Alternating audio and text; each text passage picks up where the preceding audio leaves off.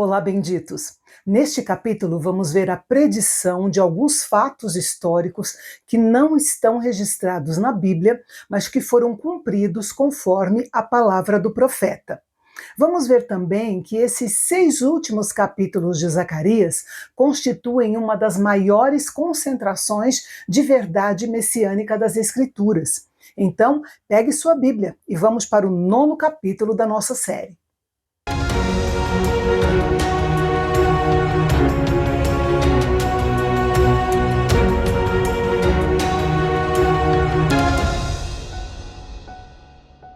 Muitos teólogos e historiadores consideram essa passagem como uma profecia que se cumpriu através de Alexandre o Grande.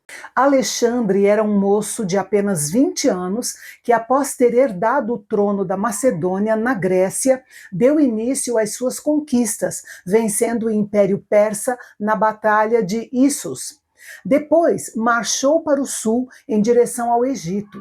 Segundo os estudiosos, as cidades mencionadas neste capítulo se encaixam de maneira notável com a marcha de Alexandre em direção ao Egito, em sua famosa campanha militar na região que incluía a Síria, Fenícia e Palestina. Mesmo sem ter conhecimento, Alexandre foi o instrumento de julgamento de Deus para essas cidades. Ao passar pela Síria, Alexandre conquistou Adraque e Damasco, capital da Síria, sem grandes resistências. Depois conquistou Ramate, que ficava entre a Síria e a Fenícia, e na sequência partiu em direção a Tiro e Sidom, que eram as duas principais cidades na terra do Líbano. Sidom foi conquistada facilmente, mas Tiro era uma cidade comercial importante que se pensava ser impossível de conquistar. Os assírios a sitiaram por 5 anos, mas nunca conseguiram conquistá-la. Os babilônios também tentaram por 13 anos sem sucesso. Mas Alexandre conquistou Tiro em apenas 7 meses. Foi uma conquista espetacular, tanto em termos de estratégia militar quanto de engenharia. Dali, Alexandre seguiu em direção à Filístia. A cidade de Asquelon, ao que parece, não ofereceu resistência. Já a cidade de Gaza resistiu ferozmente, foi sitiada por 2 meses e finalmente conquistada e punida severamente por Alexandre. Asdod e Ecrom, ao que parece, também não ofereceram resistência. No entanto, nessa campanha, Alexandre não atacou Jerusalém. Deus prometeu proteger e poupar sua casa durante esse tempo. E realmente ele o fez, por meio de uma incrível cadeia de eventos ligados a Alexandre e ao sumo sacerdote. Nós não temos tempo aqui para narrar essa parte da história, mas vale a pena conhecê-la.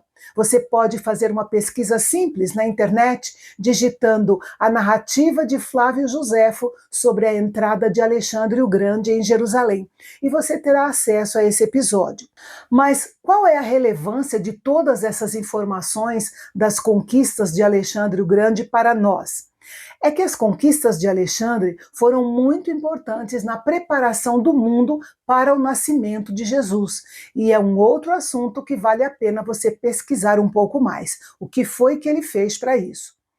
Depois de falar da vinda do conquistador grego Alexandre o Grande, Zacarias fez uma transição repentina para a vinda do rei Messias, um personagem muito diferente, um exemplo notável da bondade de Deus para com seu povo. O profeta convidou Jerusalém a se alegrar com a vinda da salvação prometida na pessoa de seu rei. Não um poderoso conquistador terreno como Alexandre, mas alguém muito diferente. Por que Jesus entrou em Jerusalém montado em um jumentinho? A principal razão foi o cumprimento intencional dessa profecia de Zacarias e a proclamação da sua identidade como um rei de paz e humildade. A entrada triunfal de Jesus em Jerusalém foi a única manifestação pública que Jesus permitiu durante o seu ministério, pois ele o fez para cumprir as Escrituras.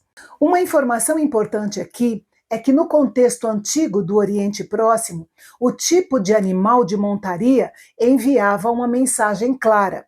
O cavalo era o animal de guerra, usado por reis e generais para desfiles militares e para liderar exércitos em batalha. Eles eram importados e eram muito caros. O jumento ou asno era o animal de transporte mais comum nas regiões áridas da Palestina e da Síria. Era usado por reis em tempo de paz, sacerdotes, comerciantes e também por pessoas nobres. Não era símbolo de pobreza, mas de uma dignidade tranquila, diferente do cavalo de guerra. Ao montar um jumento, Jesus mostrou que seu reino não seria estabelecido pela força militar ou pela revolução, mas sim pela paz, humildade e sacrifício. Enquanto o versículo 9 se refere à primeira vinda de Jesus, o versículo 10 está associado à sua segunda vinda, quando ele virá em poder e glória para derrotar seus inimigos e estabelecer o seu reino na terra. Em sua primeira vinda, ele montou num humilde jumento, mas em sua segunda vinda, ele virá num cavalo branco e comandará os exércitos do céu. A aliança de sangue era aquela feita no Sinai, selada e ratificada com sangue, que ainda era válida. Por isso o Senhor libertou o seu povo como se estivessem presos em uma cisterna seca, no caso, a Babilônia. O profeta convocou os prisioneiros a aproveitarem a libertação oferecida e voltar para a fortaleza, para Jerusalém, a cidade defendida pelo Senhor e capaz de lhes oferecer um refúgio seguro. O arco, que simbolizava Judá, e a flecha, que simbolizava Efraim ou Israel, juntos indicavam a união restaurada de Israel, que lutaria contra os inimigos sob a direção de Deus. Isso se cumpriu, pelo menos parcialmente, cerca de 150 anos depois de Zacarias, no período dos Macabeus, outro fato histórico que não consta na nossa Bíblia, mas que vale a pena você pesquisar. Os judeus fiéis se levantaram contra os filhos da Grécia, que eram os sucessores do império de Alexandre o Grande, e os venceram com a ajuda de Deus, pois aquela era uma batalha de Deus e não dos homens.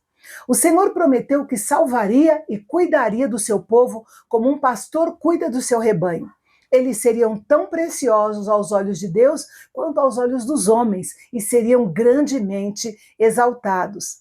A terra seria a coroa ou diadema, na qual o povo redimido, como pedras preciosas, estaria incrustadas. Realmente grande seria a bondade e a beleza da providência divina na libertação e salvação de Israel.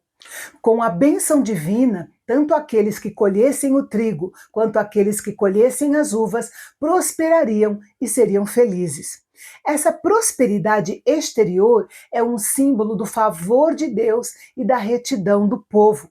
Nessas coisas, nós também podemos ver prenunciadas as bênçãos espirituais do Evangelho, que são como o trigo e o vinho para fortalecer e refrescar a nossa alma. E no próximo capítulo, nós vamos refletir sobre uma profecia de vitória. O povo de Israel, tanto do sul quanto do norte, será redimido, reunido em uma só nação e se alegrará na força do Senhor. É amanhã, aqui no canal Bendito. Até lá.